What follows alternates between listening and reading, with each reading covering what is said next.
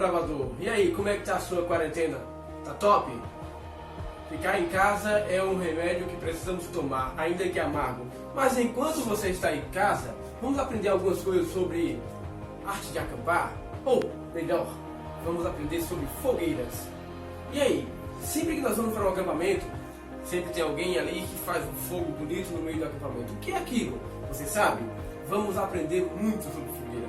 E eu espero que o que eu vou usar faça você entender. E logo no final desse vídeo, nós teremos alguns desafios para você. Desbravador forte, competente e com muita garra.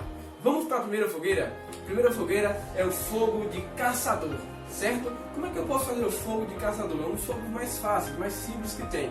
Eu posso pegar dois troncos, eu vou usar isso aqui como um tronco, certo?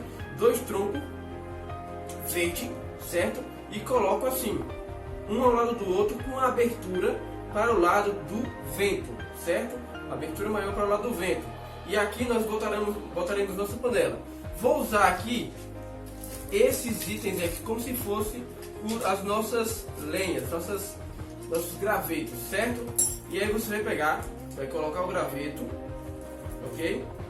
Ó, no fogo, vai acendê-lo e todas as vezes que você usar esse fogo, entendeu? Vai ser mais fácil. Você pode substituir os troncos verdes por tijolos, por pedras. Esse é um fogo tranquilo e fácil, muito interessante. E aqui você, na parte final, você coloca a sua panela para que ela possa ser aquecida. Detalhe, gente, esse fogo, qualquer tipo de fogo, tem que ser feito com distanciamento. Você tem que fazer uma zona de proteção para o seu fogo não se espalhar pela natureza, né? Recomendamos que seja 1 metro de distância de zonas secas, de mato seco ou de qualquer vegetação. Esse tipo de fogo ele é muito usado por caçadores pela praticidade, uma vez que eles estão ali no mato e precisa muito, né, de praticidade para poder fazer suas caças.